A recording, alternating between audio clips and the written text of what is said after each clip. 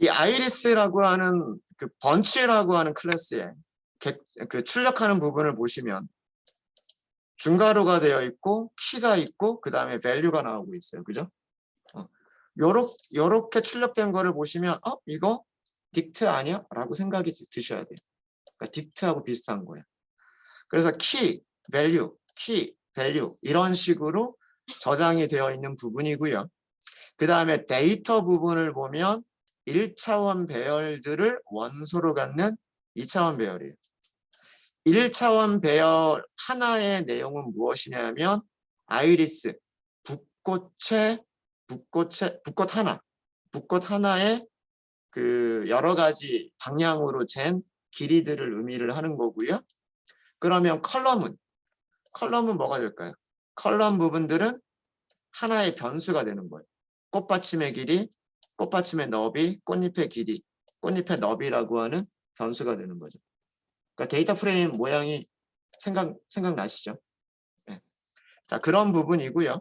자, 키 값으로 데이터만 있는 게 아니라 쭉 이렇게 가다 보면 키 값으로 그다음 여기가 두 번째 키 값이에요. 여기까지가 아이템 하나가 끝났고 타겟이라고 하는 키가 있고 타겟이라고 하는 키에는 몇 차원 배열일까요? 요거는 1차원 배열이에요. 1차원 배열인데 아마 이거 세보면 0이 50개 들어가 있을 거고요. 1도 50개가 들어가 있을 거고 2가 50개가 들어가 있을 거예요. 아마 012라고 하는 게 붓꽃 3개의 품종을 의미를 할 겁니다. 자, 그렇게 되어 있고요. 그 다음에 frame이라고 하는 키가 있는데 이거는 none, 프레임이 아니다 라고 하는 그 키 밸류고요. target names 볼까요? target names에는 역시 배열이 들어가 있어요.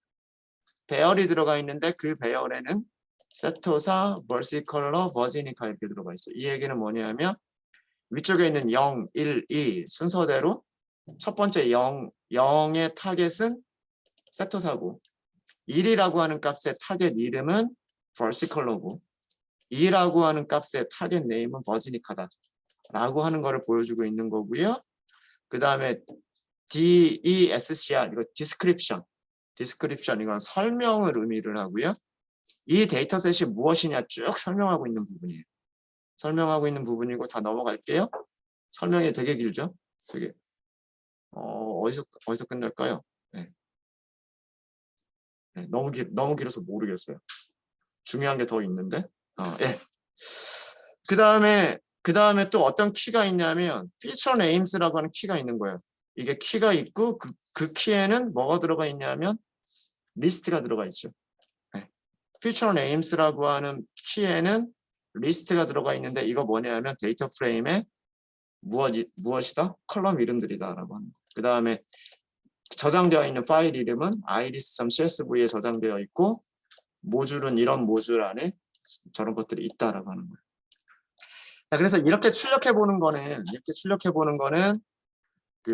너무 복잡해 보이고요. 너무 복잡해 보이고 여러분들 딕셔너리가 가지고 있는 중요한 함수 중에 하나가 뭐였었냐면 keys라고 하는 거 기억나세요? 모든 딕셔너리는 keys라고 하는 함수를 가지고 있거든요. 파이썬의 딕셔너리는 keys, values라고 하는 함수를 가지고 있어요. 키들로만 이루어진 배열을 리턴해주는 그 다음에 value들로만 이루어진 배열을 리턴해주는 그런 함수가 있는데 keys 이거를 이용하시면 딕셔너리가 가지고 있는 키들만 보여준단 말이에요. 데이터, 그 다음에 타겟, 뭐 프레임, 타겟 네임, 디스크립션, 피처 네임, 파일 네임, 모듈 네임. 여기서 우리가 관심 있는 거는 데이터가 관심이 있는 거고 타겟이 관심이 있는 거고 그리고 뭐 혹시 나중에 필요하다면 타겟 네임, 세토사 버시컬러 버지니까 그 다음에 피처 네임, 랭스 위드스 이런 것들이 아마 많이 필요하게 될 그런 부분들일 거예요. 그래서 필요한 것만 이렇게 하시면 돼요. 뭐 예를 들어서 아이리스 그 다음에 딕트에서 키 사용할 때 어떻게 하죠? 딕셔너리에서 키 사용할 때는 인덱스 딱 하고서 키 이름 써주면 되잖아요. 그거는 똑같단 말이에요. 이게 딕셔너리든 번치라고 하는 클래스든 사용하시는 방법은 똑같은 거예요. 이렇게 하면 2차원 배열. 그죠? 데이터라고 하면 2차원 배열. 그 다음에 타겟이라고 하면 1차원 배열. 이렇게 되는 거예요. 아셨죠? 그래서 그 번치가 가지고 있는, 다시 얘기하면 딕셔너리가 가지고 있는 키들을 먼저 찾아서 거기에서 우리가 무엇을 가지고 있느냐 이렇게 보시면 돼요. 그리고 scikit-learn의 이 함수는 다 그 예제 데이터 셋들을 가지고 올 수 있는 이런 함수들은요, 전부 다 번치를 리턴하도록 되어 있습니다. 그래서 요 함수 하나에 대한 사용법만 알아두시면 그 아마 그 다른 함수들을 이용하시는 것도 크게 문제가 되지 않을 겁니다. 그 다음에 만약에 아까 그 디스크립션 설명 되게 길었었잖아요. 그거를 출력해보고 싶으시면 프린트문 안에서 여기를 DSCR, 디스크립션 하고 출력을 해보면 네, 이렇게 그 설명들 아주 깔끔하게 보실 수 있으세요. 이 데이터셋이 무엇이고 인스턴스, 자 처음에 인스턴스의 개수가 150개다 이렇게 되어 있죠. 인스턴스 행의 개수 얘기하는 겁니다. 붓꽃이 몇 개다? 150개다. 그 다음에 옆에 설명이 50 각각의 3개의 클래스에는 50개씩 들어있다.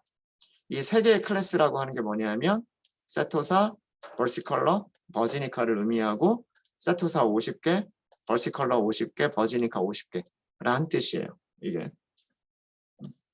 그 다음에 어트리뷰트가 4개가 있다. 어트리뷰트가 그러니까 특성이 4개가 있다는 얘기죠.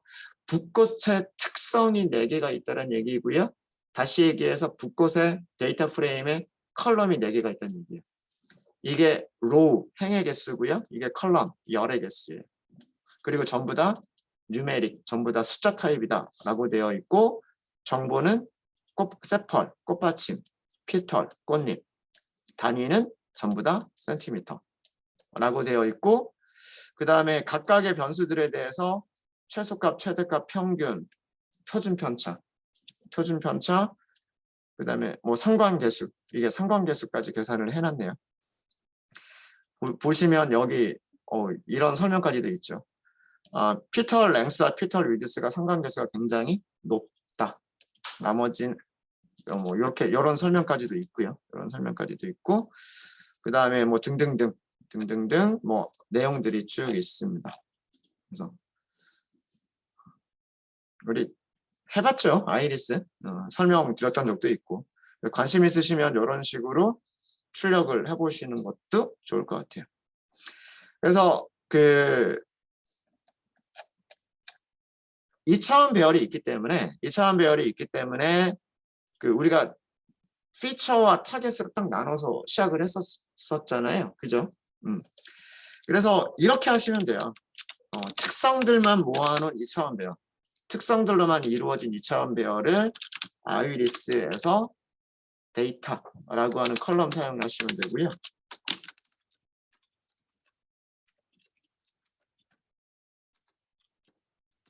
모양은 어떤 모양이냐면 행이 150개가 있고 그 다음에 컬럼이 4개가 있는 이런 모양의 2차원 배열이고요. 타겟은 아이리스 데이터 프레임, 아이리스에서 무엇을 어떤 키를 찾으면 되냐면 타겟이라고 하는 키를 찾으면 돼요. 이게 뭐냐면 우리가 레이블이라고도 부르고요. 타겟이라고도 부르고 레이블이라고도 부르고 클래스들의 집합. 우리가 분류하려고 하는 클래스들이 되는 거예요. 이게 모양은 어떤 모양이냐면 150개의 원소를 가지고 있는 1차원 배열이에요. 1차원 배열. 이런 쉐입의 1차원 배열이 되는 거예요. 그래서 그 우리가 생성을 할 때는 어떻게 했었냐면 CSV 파일에 딱 저장이 되어 있었잖아요. 그래서 CSV 파일을 읽었어요. 판다스로 읽었기 때문에 판다스는 기본이 데이터 프레임을 주는 거예요. 그래서 근데 사이클러는 그 함수들을 이용을 하려면 모델을 훈련시키고 모델을 분리하고 함수들을 이용하려면 넘파이 배열을 넘겨줘야 됐었죠. 그렇죠.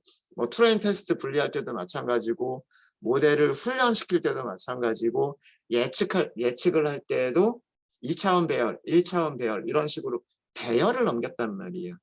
그래서 거기서는 어떻게 했었냐면 우선 데이터 프레임을 먼저 만들어서 데이터 프레임에서 특성 타겟 쪼개고 특성들을 2차원 배열로 values만 뽑아냈죠. 그 다음에 마찬가지로 1차원 배열에서도 values라고 해서 그 1차원 배열로 뽑아냈단 말이에요. 근데 그런 과정을 없앨 수가 있는 거예요. 요 함수는. 그러니까 이미 scikit-learn이라고 하는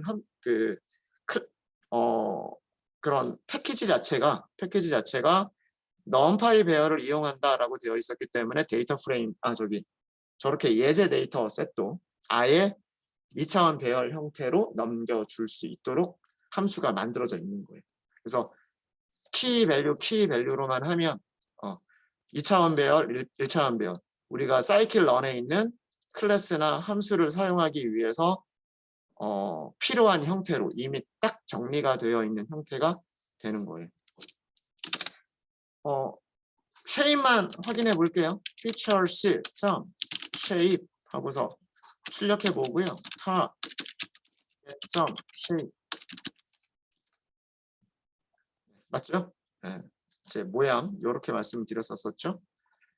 features는 150개의 붓꽃과 4개의 특성들을 가지고 있는 그 2차원 배열이고 타겟은 붓꽃 150개의 품종들을 정리한 012 세토사 버티컬러 버지니카 그 순서대로 정리한 1차원 배열이다 라고 하는 것을 보실 수 있으십니다.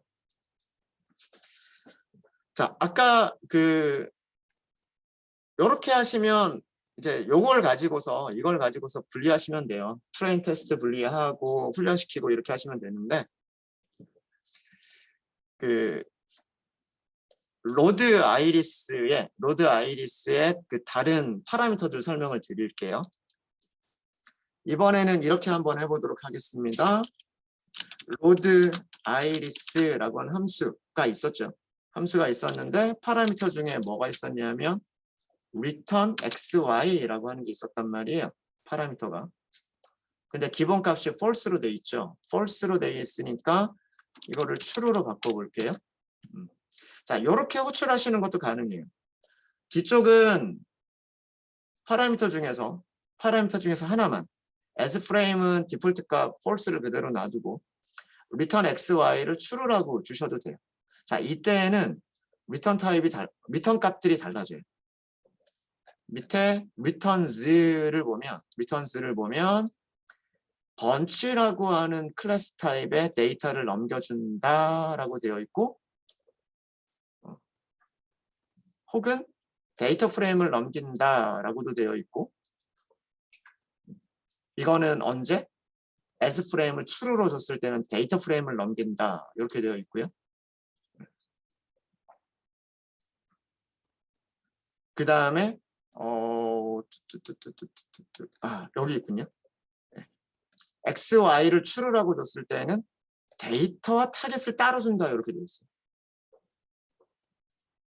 자, 이 얘기는 뭐냐면 우리가 리턴 값을 저장을 할 때 어떻게 해야 되냐면 변수를 몇 개 선언하면 된다? 변수를 2개 선언하면 된다. 2개. 그래서 얘를 저장하실 때는 이런 식으로 변수를 2개 선언하시는 거예요. 자, 그러면 그 결과 한번 볼까요? X 쉐입만 먼저 볼게요. Y 쉐입만 먼저 보겠습니다. 이거 뭐냐면 그 붓꽃의 붓꽃에 150개 붓꽃에 4가지 특성들 꽃받침 길이 너비, 꽃잎 길이 너비 이렇게 4가지 특성을 가지고 있는 2차원 배열. 그 다음에 꽃 150개의 품종들이 저장되어져 있는 1차원 배열. 이렇게 되어 있는 거예요. 그러니까 만약에 간단하게 위쪽에서는 우리가 어떻게 했었냐면 위쪽에서는 로드를 먼저 하고 그 리턴 값에서 어떤 키들이 있는지를 보고 아 내가 필요한 게 데이터와 타겟이구나 이거를 찾아서 데이터라고 하는 키로 2차원 배열을 찾았고 타겟이라고 하는 키로 1차원 배열을 찾았는데 여기까지를 한꺼번에 해주는 함수 파라미터가 뭐다? 그게 return xy. return xy 그러면 아예 특성들로만 이루어진 2차원 배열과 그 다음에 타겟으로만 이루어진 1차원 배열을 리턴해주는 그런 기능인 거예요. 이해되십니까?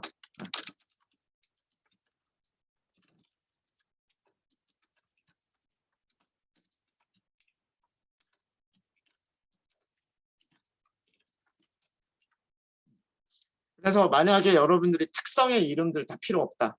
그러니까 이름 관심 없다 이거죠. 이게 세펄 랭스인지 세펄 위드스인지 피털 랭스인지 피털 위드스인지 이런 거 관심 없고 012라고 하는 게 세터산지 벌시컬러인지 버지니카인지 이거 관심 없고 오로지 숫자들 배열들만 관심 있다 라고 하시면 이렇게 하시면 되는 거예요. 이렇게 하시면.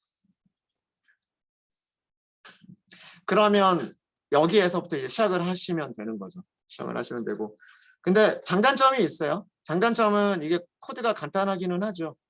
여기서는 로드한 다음에 키값으로 2차원 배열과 1차원 배열을 끄집어내는 것까지를 해줘야 이제 우리가 훈련시키기 전 단계에 어떤 데이터들이 준비가 되는 건데 얘는 요거 한 줄이면 데이터들이 준비가 되는 거니까 이게 간단하기는 해요. 근데 여기서도 그 필요한 게 나중에 불편해지는 거는 뭐냐면 그거예요. 012가 도대체 뭔지 이런 걸 알아내시려면 여기에서는 012가 뭔지를 알 수가 없어요. 그러니까 타겟 0이 무엇을 의미하는 건지 타겟 1이 무엇을 의미하는 건지 그래서 만약에 시각화 같은 거를 할 때 그래프를 그렸는데 빨간색은 0, 파란색은 1 이렇게만 표시하는 거는 의미가 없단 말이에요. 뭐 예를 들면 빨간색은 세토사 그 다음에 뭐 파란색은 뭐 벌시 컬러 이런 식으로 그 실제 레이블 이름들을 써주는 게 좋지 011로서 그 시각화하는 거는 그 정보 전달에 있어서 조금 문제가 될 수도 있단 말이에요. 좀 부족한 정보 전달이 될 수가 있는 거죠.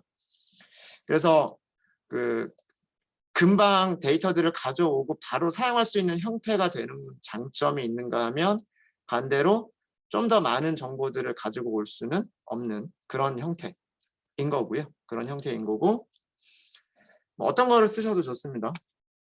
자, 그럼 하나가 더 있었죠. 아까 로드 아이리스 이렇게 있었고 한 가지만 하나를 더 해보면 as frame이라고 하는 파라미터가 있었단 말이에요. as frame이 있었는데 기본값은 false. 이거를 true로 한번 바꿔볼게요. true로 바꿔보면 자 그리고 문서를 좀 보도록 할게요. 다시 한번 좀 볼게요. 얘가 리턴하는 게 무엇인가를 보면 여기 returns가 있죠. 데이터 프레임을 리턴을 해준다 이렇게 되어 있어요.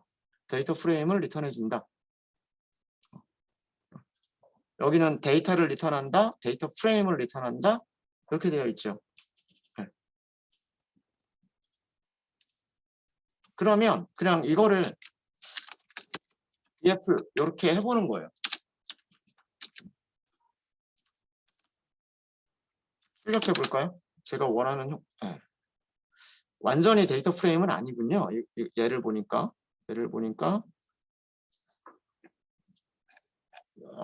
얘도 일종의 번치네요.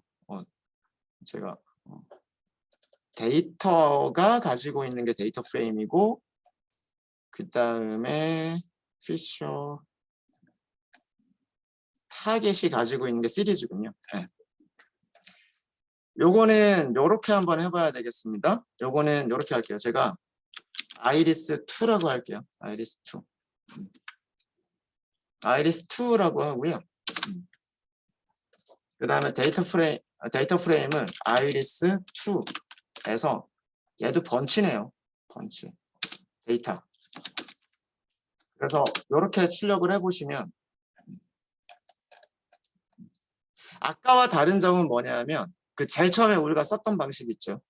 제일 처음에 썼던 방식하고 조금 다른 점은 뭐냐면 얘도 데이터 프레임을 데이터 프레임이 아니라 번치를 리턴을 하는 거예요. 이게 버전 업이 되면서 새로 들어온 기능이네요. 작년까지는 없었는데. 얘도 그 사이클 런의 유틸즈의 번치라고 하는 클래스 타입인데 번치 클래스 를 리턴하는 거예요. 똑같아요. 그러니까 위쪽에서 우리가 제일 처음 썼던 방식이랑 요 방식이랑 똑같은 거예요. 똑같이 번치라고 하는 타입을 주는 건데 차이점은 뭐냐면 차이점은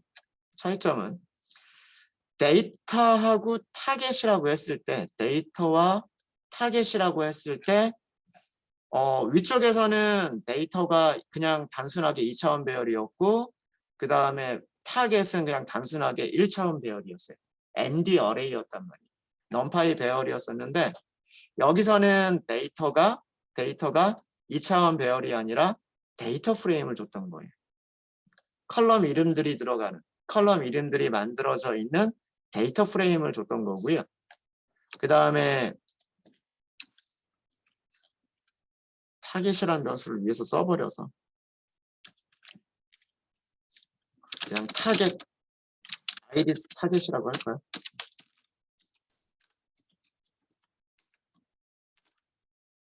아이리스에서 아이리스2라고 했죠. 제가 아이리스2 그래서 타겟을 선택을 해보면 얘는 데이터 프레임이 아니라 배열이 아니라 뭐죠? 이건 배열이 아니라 시리즈예요. 그러니까 판다스의 시리즈인 거예요. 1차원 배열 모양이기는 한데 무엇을 가지고 있다? 인덱스들을 가지고 있다. 인덱스를 가지고 있는 1차원 배열. 이거는 시리즈죠. 판다스의 시리즈예요. 그래서 이 로드 아이리스 2라고 하는 거는 번치 클래스 객체를 주는데 타겟은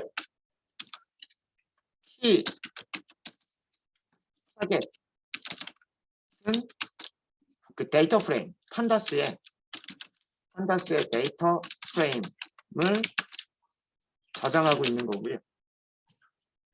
판다스의 데이터 프레임을 저장하고 있는 거고, 그 다음에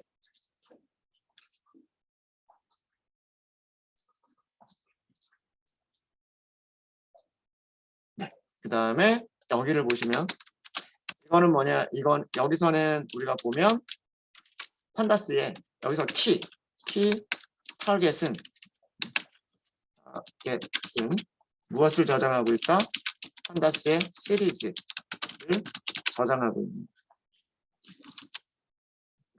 사용 방법 아시겠죠?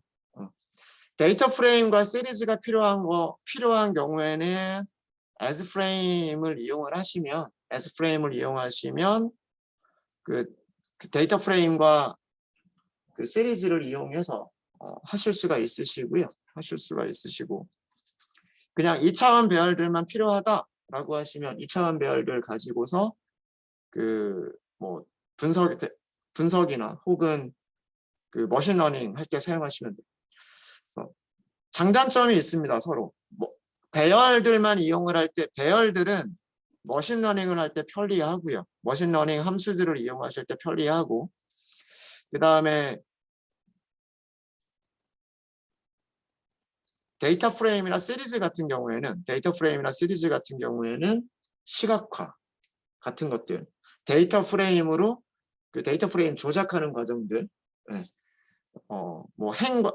파생 변수를 추가한다고 새로운 파생 변수를 추가한다거나 이런 데이터 프레임을 이용해서 해야 되는 기능들이나 시각화 같은 것들을 이용하실 때에는 데이터 프레임과 시리즈를 이용하시는 게 편리하고요.